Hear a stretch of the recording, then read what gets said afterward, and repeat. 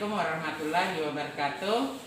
Kembali berjumpa dengan praktikum embriologi ya, praktikum embriologi. Kali ini topik praktikum kita adalah perkembangan folikel telur ayam dan organ reproduksi betina pada ayam ya. Tentu saja tujuannya sesuai dengan topiknya. Yang pertama adalah untuk mengetahui perkembangan folikel telur dalam ovarium ayam. Kemudian yang kedua, untuk mengetahui organ reproduksi pada ayam betina yang sedang masa bertelur ya, bagian-bagian organ reproduksi dan saluran organ reproduksi. Selanjutnya kita ke alat dan bahan. Ya, sekarang alat dan bahan ada pinset ya, ini untuk mengatur letak folikel dan organ reproduksi serta saluran reproduksi pada ayam betina. Kemudian ada gelas apa ini? Gelas arloji ya, ada gelas arloji. Kemudian ada loop untuk memperbesar pengamatan pada folikel yang kecil ya. Kemudian ada tisu ya, kertas tisu untuk mengelap ya, atau bisa diganti dengan kapas juga sama ya. Dan ada mikroskop stereo ya, mikroskop stereo untuk mengamati folikel kecil, tentu saja folikel kecil ya. Nah, di samping itu tentu saja bahan utama adalah folikel yang terdapat dalam ovarium ya. Folikel yang terdapat dalam ovarium, kemudian saluran reproduksi pada ayam betina atau opidak ya, sampai bagian ujungnya ya, vagina dan kloaka ya. Nah, setelah alat dan bahan ini ya, sebelum kita ke proses pengamatan, amati dulu panduan ya. Panduan tentang struktur organ reproduksi betina pada ayam dan folikel yang dihasilkan di ovarium ya. Sebelum kita melakukan pengamatan terhadap organ reproduksi pada ayam ya, dalam hal ini ayam betina, kita mengamati bagian ovarium, opidak atau saluran telur, uterus, vagina dan kloaka ya. Kita mulai pada bagian ujung kiri ya, pada bagian ujung kiri ini daerah ovarium. Daerah ovarium, tentu saja ovarium memproduksi telur ya, memproduksi telur. Dalam hal ini karena telur burung, maka telurnya berukuran besar karena mengandung yolk ya, karena mengandung yolk.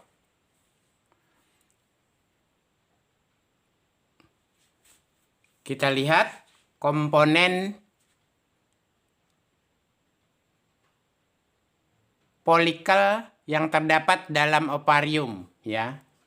Kita lihat ini bintil-bintil kecil ya, bintil-bintil kecil, sangat kecil bintil-bintilnya, berwarna merah muda ya, berwarna merah muda, sangat kecil bintil-bintilnya, paling kecil. Nah, ini merupakan ada folikel kosong ya, folikel kosong. Jadi karena kosong dia belum ada ovum dan belum ada yolk ya, belum ada ovum dan belum ada yolk. Kemudian folikel ini apabila sudah mengandung ovum dan sedikit yolk, dia berkembang menjadi folikel kecil ya. Di folikel kecil ini mulai berkembang, mulai berisi yolk ya, ukurannya bintilnya lebih besar daripada folikel kosong. Kemudian folikel kecil ini berkembang terus ya, makin membesar sampai menjadi folikel sedang. Folikel sedang ini sudah nampak jelas berwarna orange karena yolk sudah makin banyak. Ya, bersamaan dengan perkembangan folikel sedang, ya, akan berkembang terus ya menjadi lebih besar. Berkembang terus menjadi lebih besar sampai lalu menjadi folikel ketiga atau F3. Folikel ketiga atau F3 ini sudah lumayan besar ya. Sudah lumayan besar, yolk juga mulai makin banyak. Ya. Ovum juga makin berkembang di dalamnya. Ya. Perkembangan folikel ketiga atau F3 ini nanti akan berkembang lebih pesat lagi, lebih besar lagi menjadi F2, folikel kedua. Terus penambahan sintesis yolk, ya. Penambahan sintesis yolk bersamaan dengan perkembangan ovum di dalamnya makin besar ya. Sekarang diperoleh folikel yang paling besar, dikode dengan F1. Folikel yang paling besar inilah yang nanti akan melepaskan yolk bersama ovum di dalamnya. Yolk yang dilepas oleh F1 bersama ovum di dalamnya akan ditangkap oleh infundibulum. Ya, ini suatu struktur berbentuk seperti corong yang merupakan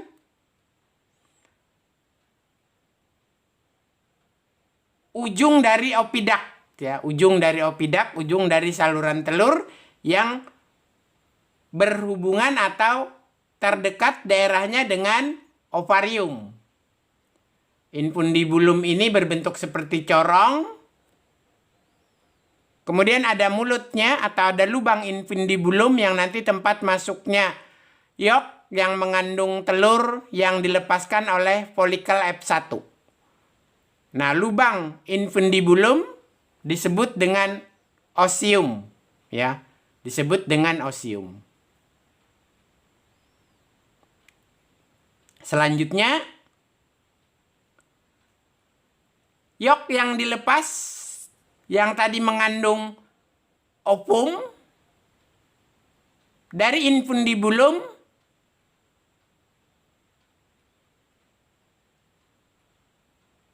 akan mengalami fertilisasi di dalam infundibulum apabila bertemu dengan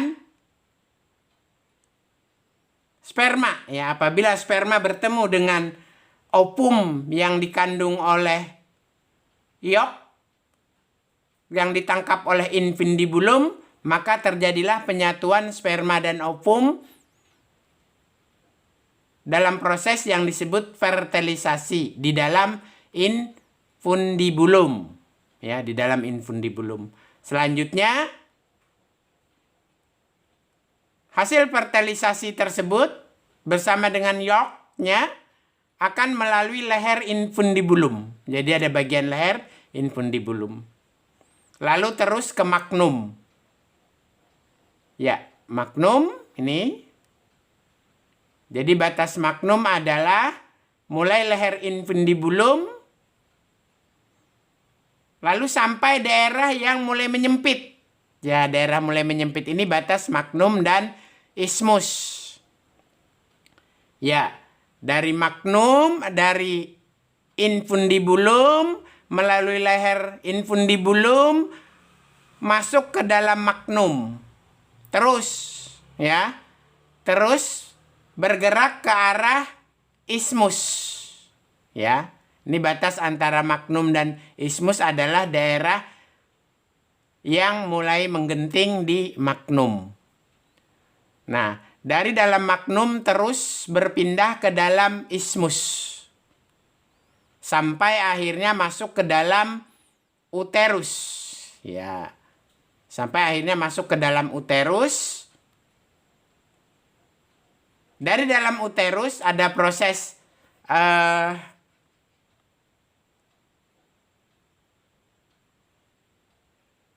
pengerasan kerabang telur di dalam uterus, ya.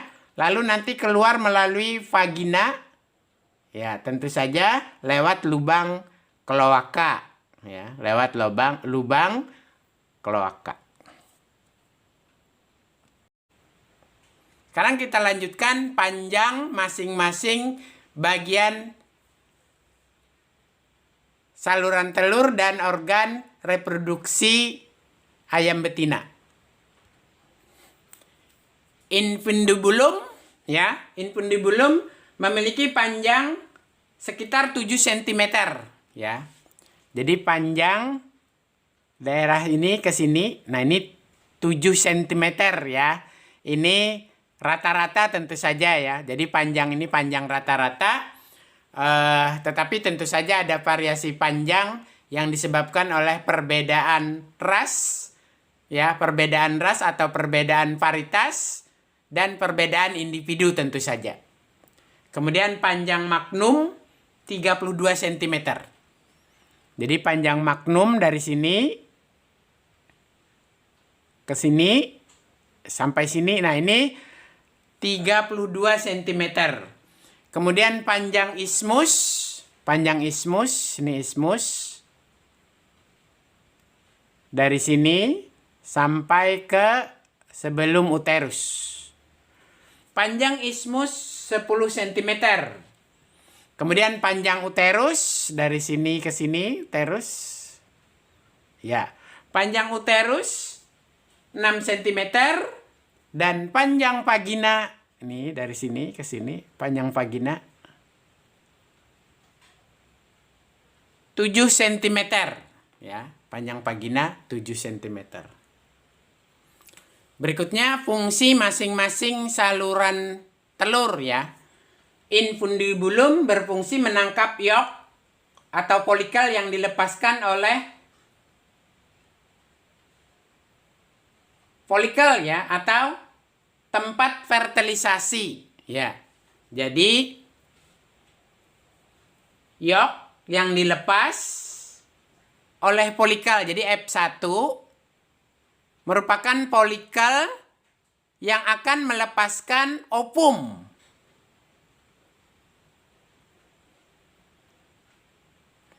Ya, jadi infundibulum menangkap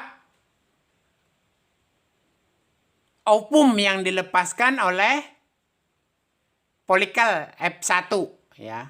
Lepaskan oleh folikel F1. Masuk melalui osium tadi, ya. Masuk melalui osium. Di dalam infundibulum terjadi fertilisasi, ya. Jadi di sini, ya, sperma ayam jantan masuk melalui kloaka, naik ke melalui vagina, naik ke uterus, terus ke ismus, melalui magnum, sampai di infundibulum.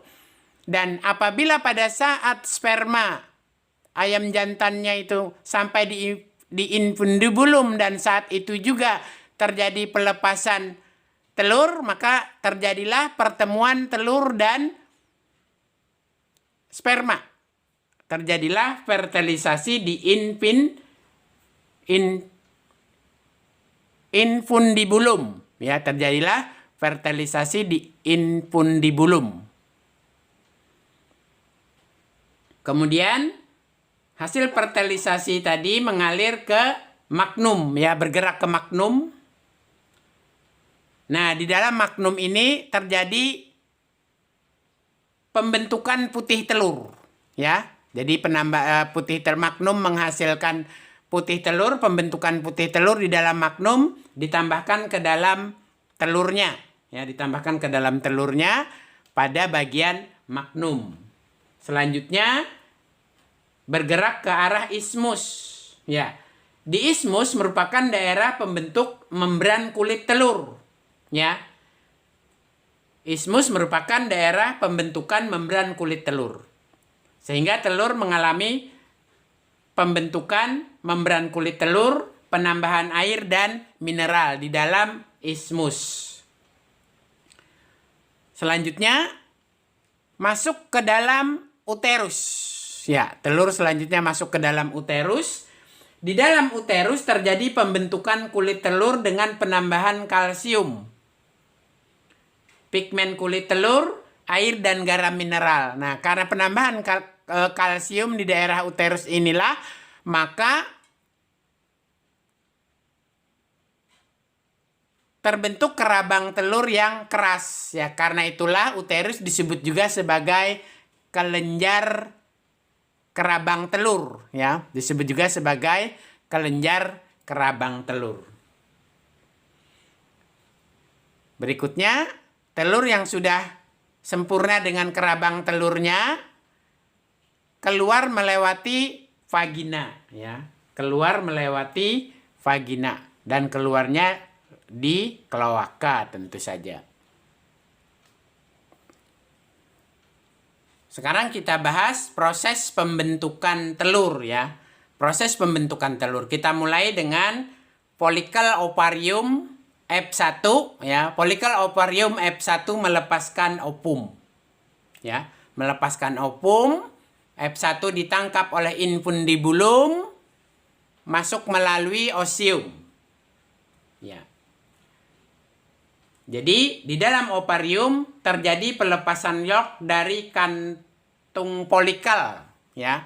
Terjadi pelepasan yolk dari kantong folikel. Jadi F1-nya ini yang orange, nah ini adalah yolk, lalu dilepas dari kantong folikelnya, ditangkap oleh infundibulum. Ya, proses ini sangat cepat ya. Kenapa? Karena dihitungnya tidak dihitung sejak proses pembentukan folikel, tentu saja dihitungnya hanya proses lepas. Sehingga waktunya tidak sangat cepat ya, tidak diukur. Berikutnya di dalam infundibulum terjadi fertilisasi atau pembuahan. Tadi sudah dijelaskan prosesnya. Nah, proses fertilisasi di dalam infundibulum terjadi selama 15 menit. Ya, fertilisasi di dalam infundibulum terjadi selama 15 menit. Setelah 15 menit, maka telur berpindah ke magnum. Telur berpindah ke dalam magnum. Di dalam magnum terjadi penambahan albumin atau penambahan putih telur, ya, karena tadi magnum menghasilkan putih telur. Proses penambahan putih telur ini, ya, proses penambahan putih telur ini terjadi selama 3 jam. Ya. Jadi artinya apa? Selama 3 jam itu dia di sini, ya, bergerak. Bergerak dari ujung magnum sampai ke pangkal magnum yang berbatasan dengan ismus. Nah, ini proses penambahan albumin atau putih telur di dalam magnum atau di sepanjang magnum terjadi selama 3 jam. Berikutnya, telur masuk ke dalam ismus. Sekarang telurnya, kuning telurnya yang tadi lalu ditambah dengan putih telur di dalam magnum, sekarang sudah ada kuning telur dan sudah ada putih telur. Tapi belum ada cangkang, ya, lalu masuk ke dalam ismus. Ya, di dalam ismus terjadi proses pembentukan cangkang luar dan dalam. Ya, cangkang luar dan cangkang dalam. Ya, jadi yang di luar nanti tapi cangkangnya masih tidak keras, ya. Cangkangnya masih lembut di dalam ismus. Proses terbentuknya cangkang luar dan cangkang dalam yang masih lembut tadi di dalam ismus terjadi selama 1 jam. Jadi dia mengalir ke sini. Proses pembentukan cangkang luar dan dalam terjadi selama 1 jam. Ya. Nah, setelah itu lalu masuk ke dalam uterus. Di dalam uterus terjadi proses pembentukan cangkang atau kerabang yang keras, ya. Cangkang atau kerabang yang keras tadi dengan penambahan kalsium dan garam mineral lainnya. Nah, proses pembentukan kerabang yang keras, kerabang telur yang keras ini di dalam uterus terjadi selama 20 jam. Terjadi selama 20 jam. Nah, kemudian telur yang sudah lengkap dengan kuning telur, putih telur, dan selaput beserta kerabang yang keras, lalu memasuki vagina.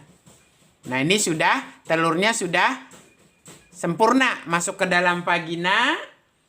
Di dalam vagina hanya 1 jam, ya, hanya 1 jam. Setelah 1 jam di dalam vagina, melalui proses rotasi, ya, melalui proses rotasi untuk menentukan posisi, maka keluarlah telur melalui kloaka, ya, keluarlah telur melalui kloaka. Jadi proses pembentukan telur sejak telur dilepas oleh polikelnya kurang lebih 24 jam, ya, kurang lebih 24 jam. Lebih bahkan, ya, lebih dari 24 jam. Karena itulah maka ya, untuk proses pembentukan telur yang normal, seekor ayam betina hanya mampu bertelur 1 butir sehari. Ya, itu untuk proses normal. Tapi beda lagi dengan proses buatan yang dirangsang dengan listrik, itu beda lagi, ya. Kita membicarakan proses pembentukan telur sejak polikel melepas yolk kuning telur sampai kerabang telur lengkap dan keluar melalui kloaka, itu kurang lebih 24 jam atau tepatnya 25 jam 15 menit, ya. Tepatnya 25 jam 15 menit kurang lebih. Ini proses normal pada telur yang dihasilkan oleh induk ayam betina. Ya, kita lanjutkan pengamatan terhadap perkembangan polikel telur di dalam ovarium dan organ reproduksi pada ayam betina, ya. Silakan mulai dengan mengatur letak dengan menggunakan pinset. Ya, atur letaknya dengan menggunakan pinset. Pinsetnya boleh 2, ya. Boleh 2 kiri kanan, ya. Ya, atur letaknya dengan menggunakan pinset, ya. Diatur, ya. Ya, sudah bagus, ya. Nah, sudah bagus. Sekarang amati perkembangan polikel, ya. Masih gunakan pinsetnya. Kita mulai dengan polikel kosong. Polikel kosong yang paling kecil berwarna kuning muda. Kuning muda di bawah. Ya, nah ini polikel kosong. Dia berwarna kuning muda. Pada beberapa sediaan dia berwarna merah sangat muda, ya. Merah sangat muda. Ini sekarang kuning sangat muda. Ini menunjukkan bahwa polikel kosong. Berikutnya polikel kecil mulai berisi, kuningnya sudah mulai menua. Polikel kecil, kuningnya mulai menua. Ya, kuningnya mulai menua, ini berarti mulai berisi yolk, ya, walaupun sangat sedikit. Kemudian polikel kecilnya berkembang lagi, lebih besar, kuningnya lebih jelas lagi. Ya, polikel kecilnya mulai berkembang, kuningnya lebih terang, lebih kuning dibandingkan sebelumnya, berarti yolknya makin banyak, ya. Terus sampai lalu berkembang menjadi polikel sedang. Ya, polikel sedang makin besar, makin orange, lebih besar lagi polikel sedangnya. Polikel besar sampai polikel terbesar. Nah, ini polikel terbesar yang siap untuk dilepas oleh,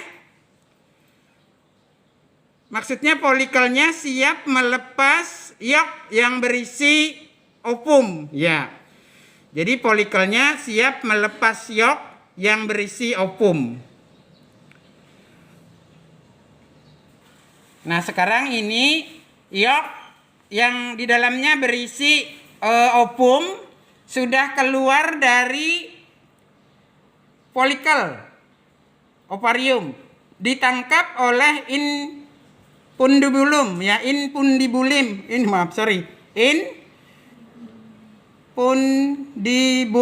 ya, ditangkap oleh infundibulum, suatu struktur di ujung dari opidak berbentuk seperti corong ya, lalu nanti masuk ke dalam infundibulum ya, masuk ke dalam infundibulum. Di dalam infundibulum kalau terjadi perkawinan, maka sperma akan naik dari vagina melalui uterus, melalui ismus, melalui magnum sampai di infundibulum dan terjadi fertilisasi di infundibulum. Ya. Setelah fertilisasi, telur yang telah dibuahi akan masuk ke dalam magnum. Ya, ini struktur magnum. Ya. Bagian menyempit leher infundibulum ya, leher infundibulum. Terus nanti akan masuk ke dalam magnum. Ya, terus ke dalam magnum, terus sampai di daerah menyempit lagi di magnum. Nah, daerah menyempit di magnum ini perbatasan antara magnum dan ismus. Lalu nanti telur yang sudah dibuahi tadi masuk ke dalam ismus. Di dalam ismus ada proses penambahan albumin ya, putih telur. Ada proses penambahan putih telur. Lalu setelah berada di dalam ismus masuk ke dalam uterus. Nah, ini uterus. Nah, ini telur sudah berada di dalam uterus. Telur yang sudah berada di dalam uterus ini, di dalam uterus mengalami proses pembentukan kerabang telur, pengerasan kulit telur dengan penambahan kalsium dan garam mineral lainnya. Nah, pada saat ini telur ada kerabang. Tetapi masih tidak begitu keras ya, tidak begitu keras. Setelah terbentuk kerabang, maka telur akan keluar melalui vagina. Ya, nanti telur akan keluar melalui vagina. Terus keluar di daerah muara yang disebut kloaka. Ya, dari uterus melalui vagina lalu keluar lewat kloaka. Saya ulang, dari uterus melalui vagina keluar lewat kloaka. Nah, ini keluar lewat kloaka, ya hanya model saja. Nah, sekarang keluar, telur sudah berada di luar.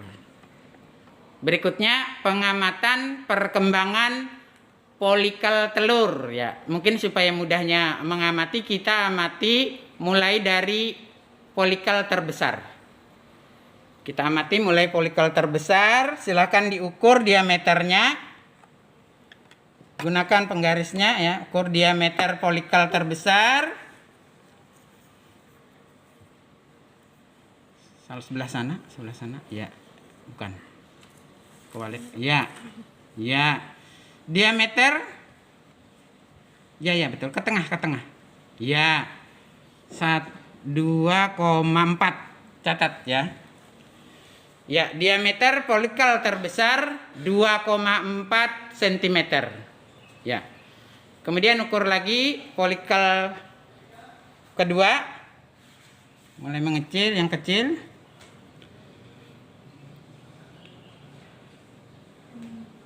1,6 ya. 1,6 cm. Catat.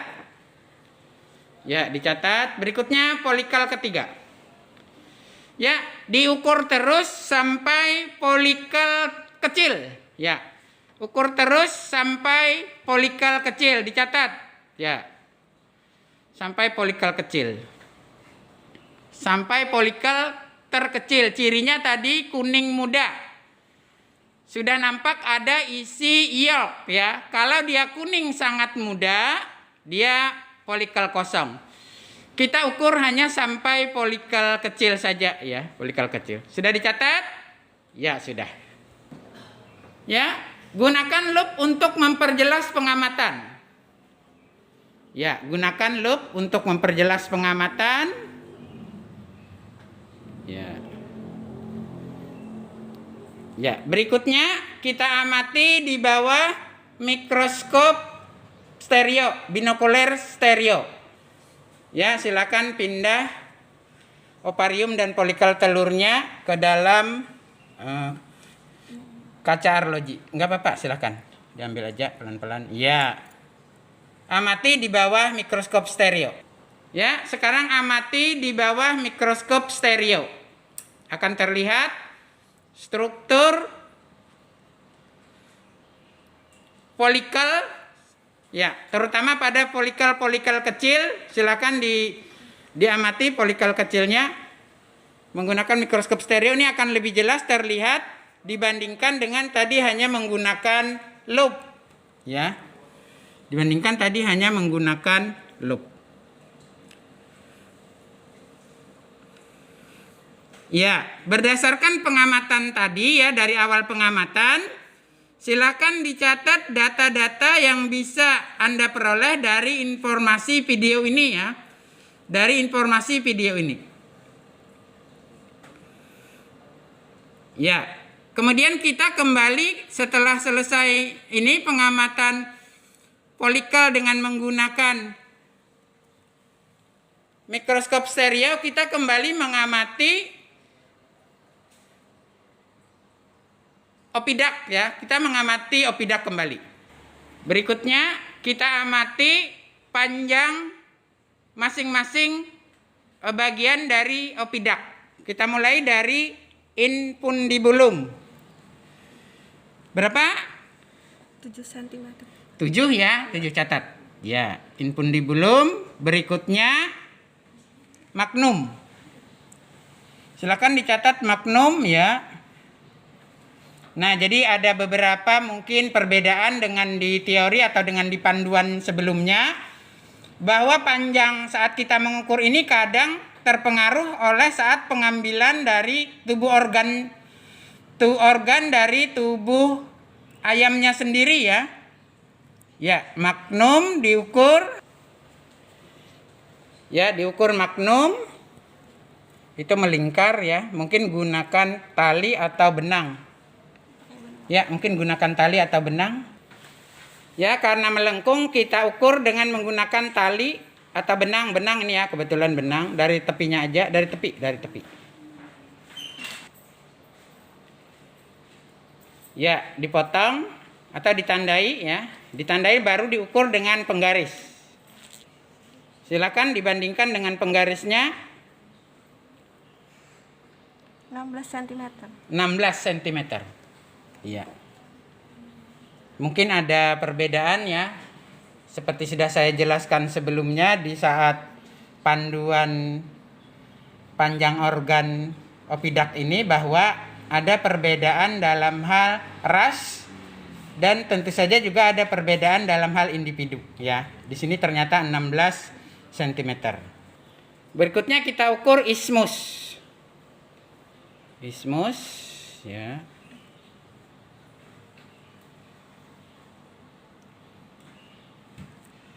Sampai ke bawah, sampai di batas uterus. Sampai ke bawah ya, ya betul situ. Ya. Ya, silakan dibandingkan diukur dengan menggunakan penggaris panjang benang. 23,5. Ya, 23,5 dicatat. Sudah dicatat? Ya, sudah dicatat. Oke. Berikutnya panjang uterus.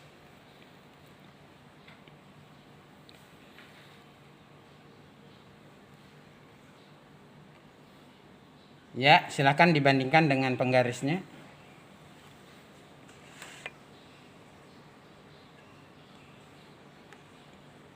13,5. Ya, catat 13,5. Ya, sudah dicatat? Ya. Catat ya. Berikutnya panjang vagina ya. Di sini kira-kira ada bias. Kenapa? Karena proses pemotongan di orang yang menjual ya. Kita lihat aja dulu panjang vagina. Ya, silakan dibandingkan dengan penggarisnya.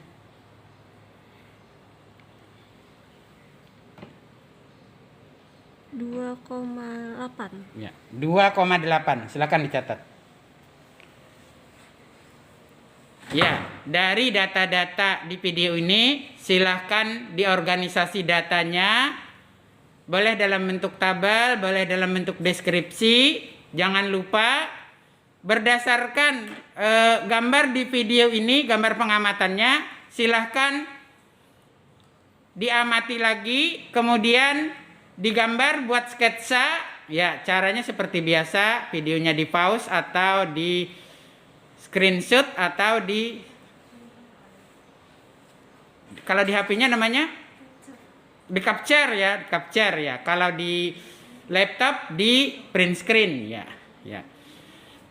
Silakan diorganisasi datanya, diskusikan dengan teman kelompoknya, buat laporan penelitian.